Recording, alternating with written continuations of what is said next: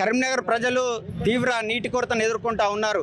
ఇవాళ పాలకుల అదేవిధంగా అధికారుల నిర్లక్ష్యం మూలంగా కరీంనగర్ ప్రాంతంలో ప్రజలంతా నీటి కొరతను ఎదుర్కొంటూ ఉన్నారు. మన కరీంనగర్ పరిస్థితి ఇలా ఎలా నెలకొంది అంటే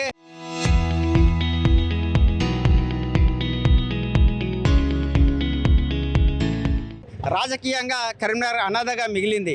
ఒకవైపు ఏమో బీజేపీ ఎంపీ, మరోవైపు ఏమో బీఆర్ఎస్ ఎమ్మెల్యే, అధికారమేమో కాంగ్రెస్ చేతిలో ఉంది. ఈ నాయకులు ఓట్లకు సంబంధించినటువంటి రాజకీయాలు తప్ప ప్రజల సంక్షేమాన్ని ఏమాత్రం పట్టించుకోవడం లేదు. కరీంనగర్లో తీవ్ర నీటి కొరత ఉన్నది. ఒకవైపు చూస్తూ ఉన్నాం, ట్యాంకర్లలో నీటిని తరలిస్తూ ఉన్నారు. కానీ తాగునీటి సమస్య అయితే జటిలంగా ఉన్నది. కరీంనగర్లోని మానేరు డ్యాంలోని నీరు అంతా పక్క జిల్లాలకు వెళ్తూ ఉంటే మన కరీంనగర్ ప్రజలేమో కన్నీళ్ళ పాలవుతూ ఉన్నారు. మేయర్ కనీస ప్రణాళిక లేదు, ఒక రివ్యూలు లేవు. ఇలా మానేరు డ్యాంలో నీరు డెడ్ స్టోరేజ్కి నెలకొంటూ ఉన్నది.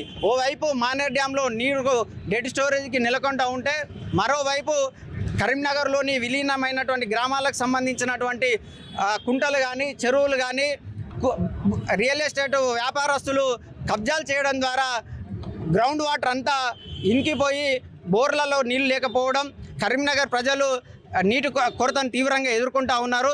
తక్షణమే పాలకులు నీటి కొరతను నివారించాలని సిపిఐగా డిమాండ్ చేస్తూ ఉన్నారు.